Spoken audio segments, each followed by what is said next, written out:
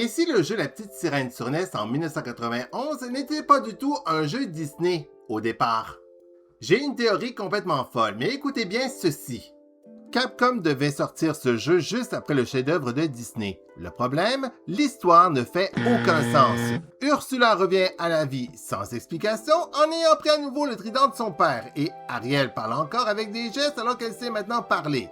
Et ainsi, elle repart sous la mer dans son costume de sirène pour vouloir sauver le peuple des océans pour donner à nouveau une bonne raclée à Ursula. Ainsi, le scénario raconte n'importe quoi dans l'intrigue de cette suite. Ça sent en fin de compte le projet recyclé à plein nez. Ma théorie, à l'origine, ça devait être la deuxième suite du film Splash avec Tom Hanks. Dans le téléfilm Splash 2, la sirène Madison attendait un enfant à la fin et dans le premier film, on pouvait apercevoir dans une vidéo bonus une sorcière ressemblant presque à Ursula. Et un troisième volet était probablement prévu pour la télé. Mais suite à l'échec du deuxième film et au succès fou du film animé de Disney de 89, le projet fut donc annulé en cours de route.